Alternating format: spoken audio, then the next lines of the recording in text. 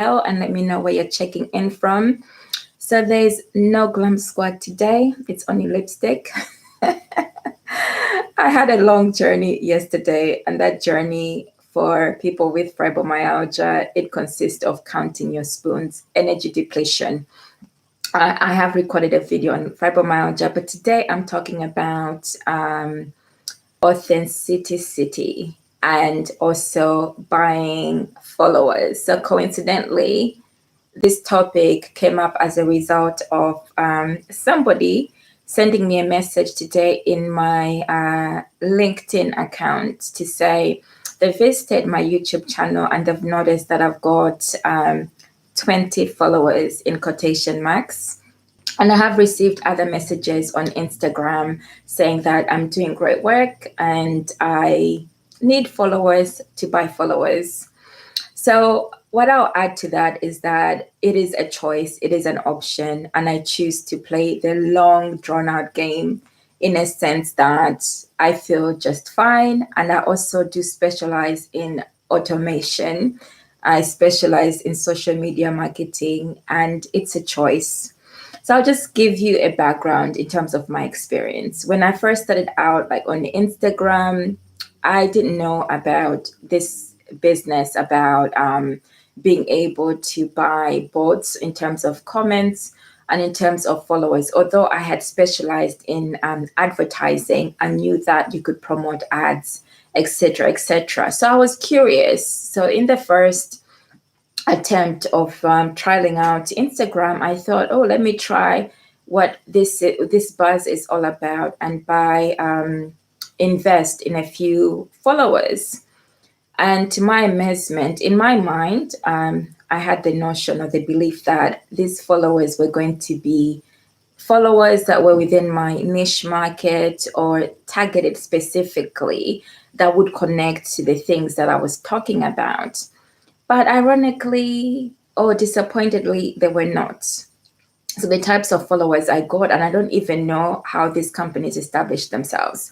What I got were fake followers, and I also got random pictures. Some of them were voided. There was nothing, like no activity. It was a fake accounts basically.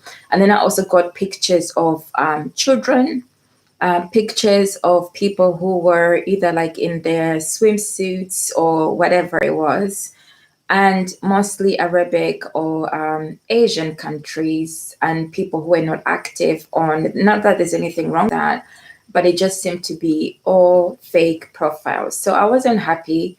I raised a complaint. I wasn't happy about like the underage pictures that I was getting. So in that sense, I was not really pleased. And that was one company that I trialed. And then I tried another one just to see what the experience would be like. And it was the same result. So I don't know what experience that you've had. And then I started to question about what is all this about buying followers? Is it authentic? And why does there seem to be an urgent need on both sides? So both sides, I mean by the people who are selling. So they must be selling for a reason, because they've noticed that there's a need from the people who want it. So people who have this urgency for instantaneous gratification, and then people who also have this need to have the followers to authenticate, to say that they're there, they're commenting. But then in reality, when you look at it, people are knowingly buying into knowing that people are going to comment on their posts. So I have to question what that does to morale and what that does to confidence as well. So after I saw that somebody posted on in my messenger about YouTube, going to my YouTube. So they went out of their way. They went to my YouTube. They found out how many followers I had. So if I had been somebody else, I would have been like, yes, rescue me. I need followers because I just can't stand it. I'm not getting any reviews. I'm not getting any comments. I could have done that. But that's not the state I'm in. There's something about well-being, but I'll get to that. So coincidentally, somebody else, Steve Barrett, who owns like a social media marketing agency and is well known, he also posted like a video he had completed about in New York about the value or I can't remember what the topic matter, but he was also talking about the same topic, about people buying comments and also the influencers, whether this is a good thing or not as well. So coincidentally, so I commented on that post as well, and I just thought, oh, there's something going on in the air about this, and there's something about going into well-being, knowing as a brand or as an individual that you're buying.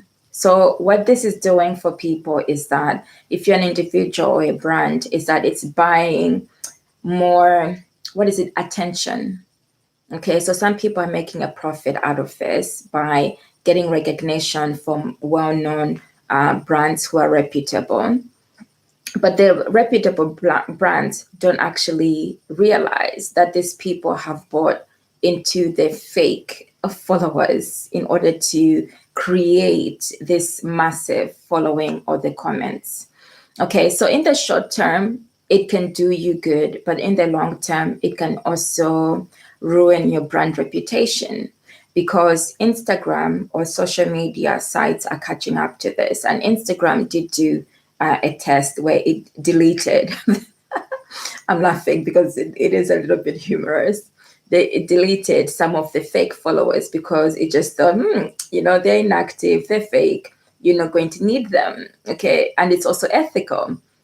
But people went up in arms and they were like really, thinking, oh my goodness, some of them to the extreme, my life is over. But really, is your life really over, or was Instagram doing you a favor?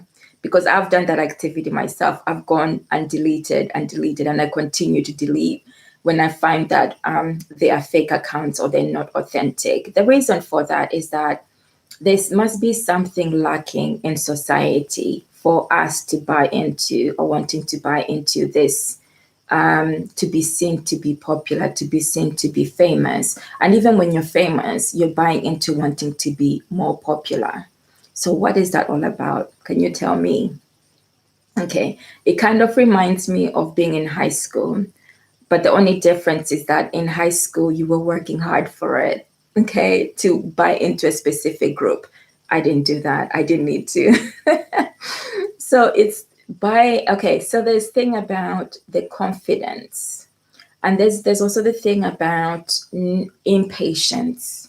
Okay, so impatient to wait it out, to play the long game. And there's also the impatience about building an authentic brand.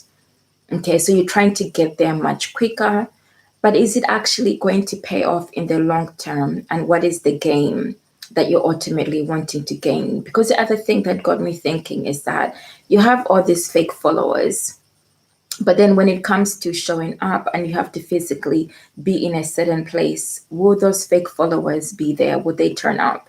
So that's another question, unless if you're a celebrity and you're just drawing the crowds anyway. So you have to think about that. Then the other thing is you have to think about the energy and the investment, if you do, that you put into building your brand, okay, and energizing it on something that is not authentic. How long can that sustain you in the background when you know that you're waking up every day and you are producing content to only get likes from nobody?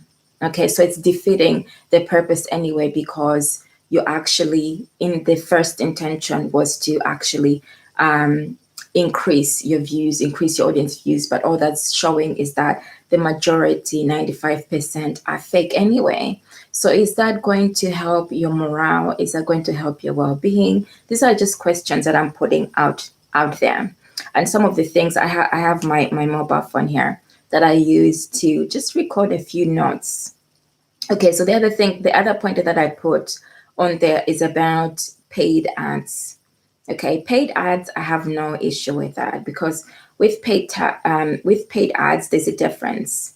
Okay, with the fake followers, you're just buying into a pool of something. You don't know how it's going to turn out, and you don't know what means people have gone to get those followers. Okay, those fake followers. And from what it appeared, from the ones that I got, they were really people had invested into either creating profiles or taking profiles of other people who may not even know that this is happening.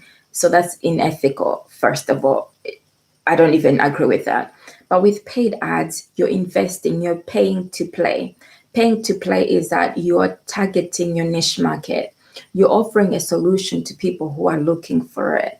Okay, so people who you've identified within your product or the service are the people who are looking for this. So you're just making the journey easier to connect them with your brand. Okay, so you're actually targeting people who are on Google. So by targeting, I mean that it's a reach. You're connecting with people on the in the internet world, whether it be on Google or whether it be on Facebook, in order to say, here is the offer, here's the solution. But if you're not turning up as yourself on a regular basis and you're hiding behind something, the likelihood is this is where the authenticity comes into play as well. If you're constantly hiding behind your branding image, it doesn't mean that people will also automatically buy into your offer, even if you do paid ads. Okay, so this is where we're moving to. We're moving into an age, an era of where people want people to show up, people who are more authentic, and people are buying into you before they buy into anything else, because there's so much information out there, there's so many products, it's so easily accessible. So the trust as well is what people are buying into, to know that they can know, like, and trust you as somebody who's in existence as a human being. So, as much as I believe in automation, I believe in systems, I believe in technology, but I don't overly rely on it, because at the end of the end of the game is about, not even the end of the game. It seems like it's a game, doesn't it? So at the end of the day, in terms of the end goal rather than a game, the end goal, it's about what is your life purpose? What meaningful contribution are you wanting to leave behind? What legacy? What imprint do you want to leave? Do you want to be known for ultimately buying into followers, and then also a brand that is not known as face fronting, or that is building a culture that is okay with representing your products and services?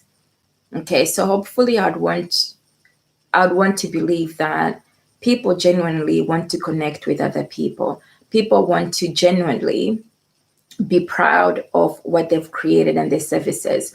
So if you're not proud of it, there's also a question that you have to ask yourself as well.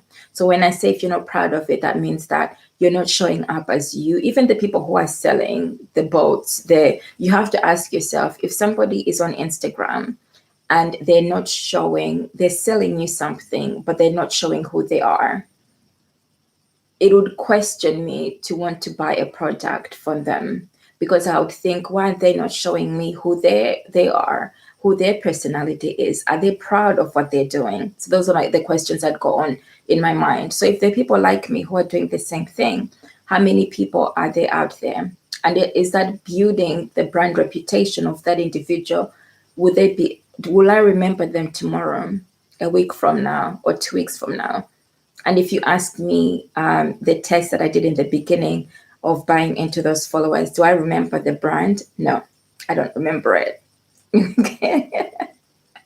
So I've posed a lot of questions, and I hope this live video has given you some insight in terms of the social media marketing world, has given you some insight as well into your own self, how you show up in the world, in your online business world. If you're establishing a lifestyle business or you're already in business, how you choose to show up, if that's doing you any good in the long term. Because I always look at the long term. Are you in it for the short term, for the instantaneous gratification? Are you in it for the longer term, to leave a legacy or to help other people, to add value, to be there for a reason and for a purpose? Okay, so the more you give, the more you add value, the likelihood is that you will achieve that result anyway, in an organic and in an authentic way. So I will love you and leave you for today. Do leave a comment below if anything that I've said with you has resonated, even if it's just a hello, and I'll acknowledge as soon as possible. In the beginning, I mentioned that I've recorded a video on fibromyalgia, so it's for anybody who's interested. You can hop on over once I've uploaded it, hopefully by to end of today or tomorrow. UK time now, it's 8 o'clock p.m. in the, well, it's dark now out there. I was hoping it would still be light, but no, not in the UK. Yeah, so you can always look on my timeline. You'll find the information. Do also remember to hit the subscribe button on the top somewhere, and also to share out if anybody resonates with any of my videos. Bye for me.